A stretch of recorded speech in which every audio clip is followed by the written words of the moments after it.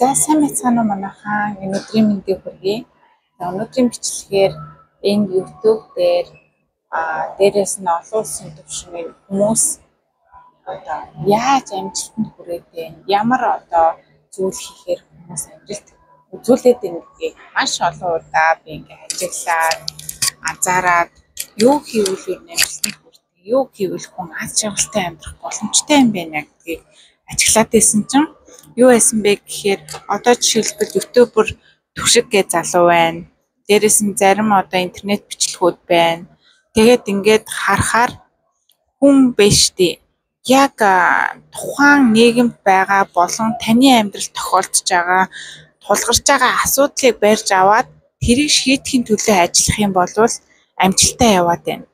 За жишээлбэл ютубер түшиг маань одоо телевизээр одоо ингээд өдөр тутамдаа бидэрт үзэх юмгүй болсон байгаа хгүй, сонин сайхан юм ерөөсөй байхгүй, дандаа л нөгөө сонгуулийн сурчлагаа дээрээс нь бүх контентууд маань төлбөртэй болцсон. Тэгээ төлбөртэй болцсон учраас зурагтаарч үзэх юм байхгүй, ингээд монголчууд маань ер нь бол жоохон уйдсан. Тэгээд түшиг гэж залуу маань ерөөсөө маш сонирхолтой олон улсын хэмжээнд болж байгаа асуудлуудыг дээрээс нь үйл явц одоо сонирхолтой зүйлүүдийг тайлбарлаж өгдөг. Тэгээд тэрийг өөрөө үзээд надад ийм сэтгэл төрж байна. Та нар юу гэж бодож байна гэдэг ч юм уу. Одоо нэгдүгээрт мэдлэг одоо хуваалцж байна. Тэгээд тухайн одоо бичлэгүүдээ сонгохдоо одоо хүнийг буруу зүйлд уруу татсан ч юм уу. Тийм байдлаар биш. Жохон сургамж айлдах, хүнийг ойлгуулах гэсэн, ухааруулах гэсэн гэдэг зөв хандлагатайгаар тэр бичлэгүүдээ сонгоод за ийм юм байд юм бэ шүү, болгоомжтой байгаараа гэдэг ч юм уу. За хүн ийм хандлагатай байх хэрэгтэй юм байна. Энэ бичлэгээс ийм зүйл ойлголоо гэд өөрийнхөө одоо мэдлэг чадвартайгаа хослуулад хүмүүс түгээж байгаа байхгүй. Тэнгүүд маш олон хүнд таалагдаад одоо ингээд бараг 1 сая дагагчтай болсон байна.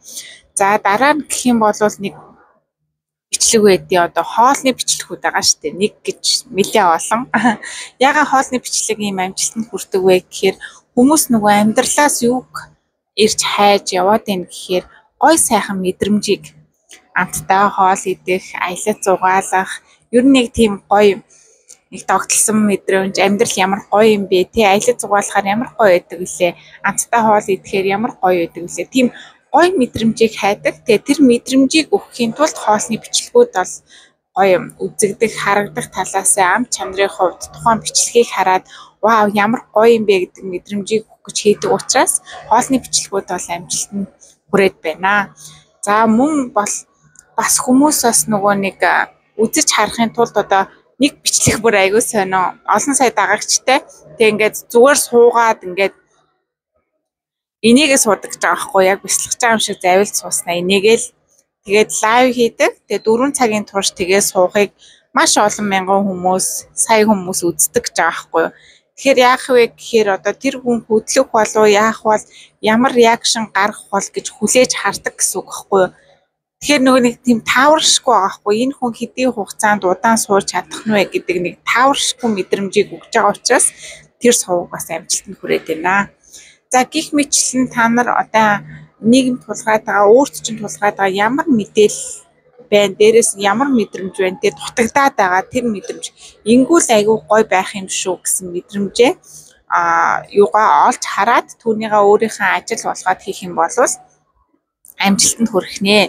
За миний хувьд гэх юм бол одоо яг надад тулгарч байгаа асуудал ахгүй юу. Би өмнө нь одоо ингээд яг энэ одоо миний яриад байгаа зүйлийг мэдхгүйгээсээ болоод амьдрал ингээд шал утгагүй те, зүгээр л нэгэн хэвийн сонирхолгүй байсан бол яг үүнийг мэдсэний дараа миний амьдрал ингээд шал өөр болсон. Тэгээ өөртөө одоо ухаарсан, ойлгосон, мэдсэн зүйлүүдэд хуваалцаад тэр миний өмнөх амьдралаар амьдарч байгаа, тэр өмнөх сараагаар амьдарч байгаа тэр уйтгартай амьдралаас гарахад жоохон ч гэсэн тус олох болов гэсэн үүднээс тэр нийгэм буюу миний ойр орчимд тулгарсан асуудлыг ингээд шийдэх гээд би яриануудаа хийж байгаа. Тэгээд хоёрдугаар гэх юм бол нийгэм маань бүгдээрээ ингээд зөв байгаасай, байгаль дэлхийгээ хайрладаг байгаасай, нэг нэгээ хайрладаг байгаасай, тухайн өөрийнхөө ажлыг чин сэтгэлээсээ хийдэг хүмүүс болоосаа гэсэн хандлагаар өөрийнхөө бичлэгүүдийг хийдэг. За ингээд одоо би зарим хүмүүс ингээл амар ажиллаа үзэн ядцсан надтай таардаг байхгүй ингээд үзэн ядчих би бүр ажилдаа дургу өстой уйтгартай тийм ийм гэд тэгэхэд би тэр хүнтэй ярьснараа тухайн хүний бодол өөрчлөгдөөд ажлаа чин сэтгэлээсээ хийгээд ажлаасаа ад жаргалыг кайфыг олж хараад тэгээд тухайн хүн тухайн ажлаа сайн хийнэ гэдэг чинь одоо дарга болон тухайн менежертэй үнэлэгдээд тэгээд тэр хүний үнц нь өсөх байхгүй юу? Ямар ч ашиггүй би ажилдаа дуртай бол гэж байгаа юм биш. Тэгж чадвартай болохын төлөө, сурахын төлөө, өөрийнхөө ур чадварыг нэмэгдүүлэхийн төлөө ажиллах юм бол тэр ажил маань маш амжилттай болох гэдэг байгаа байхгүй юу? Тэгэнгүүт тэр утга учирын тухайн ажлын онцлогоос хамаарна л та хүн болгоны кейс өөр учраас би зөвлөгөөгөө бол өөрөөр өгдөг. Тэгээд хийсний дараа тэр хүн ингээд ажлаа арай өөр хандлагатайгаар хийгээд эхлэнгүүт амьдрал нь шал өөр төвшөнд очиж байгаа байхгүй юу?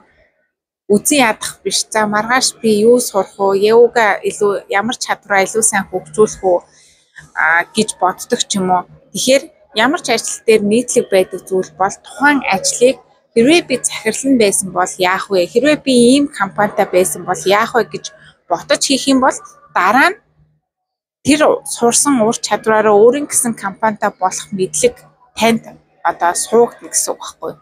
Гэх мэтчлэн тухайн ажлыг тэгж хийвэл тухайн ажлын үр бүтээлч өгсөн таач ажиллаа одоо дуртай хийгээд одоо тухайн өдөр хоног үнэхээр гоё өнгөрөх боломжтой юм байна гэсэн дүгнэлтэнд хүрсэн. За тэгэхээр амжилтанд хүрэхийн тулд та өөрийн гэсэн асуудал одоо шийдлийг олж хараад түүнийхэн төлөө гаргалгаа гаргаад тэгээ хийж болох нэ. За тэгээд маш олон одоо наривчлсан одоо дараал байдаг. Эхлээд шууд одоо ингээд барьж аваад хийдэг бол биш. Тэгээ энэс өмнө одоо хийж байгаа ажил байна. Одоо олж байгаа орлого байна. Маш олон зүйлүүд байгаа. Тэгээ хэрвээ хүсэх юм бол миний номын булангаас эхлээд нэгдүгээр сэдвээс нь эхлээд та энэ зүйл рүү орохын тулд дараалалаар нь уншаад сонсоод яваарай. Тэгээд хэрвээ хүсэх юм бол файл хэлбэрээр одоо унших хэлбэрээр миний ном маань байгаад явахыг хүсвэл бас чат бичээд файлыг авчиж болох байгаа шүү. Тийм. За юм байна да. Өнөөдрийн бичлэг хийж байгаа газар их гоё байгаа учраас миний царай их гоё харагдчихээн. Тэгээд одоо дараагийн удаа бичлэгүүдээ бас юм гоё орчноос гоё бэлтгэл сайтаагаар бичиж гэж бодож байгаа. За ингээ анхаарал тавин сонсон та бүхэндээ баярлалаа. Өөрийнхөө пашн, ирч хүч одоо зорилгоо олоод бүр ингээд галзуу гоё сонирхолтой амьдраарай гэж хүсэж байна. Баяртай.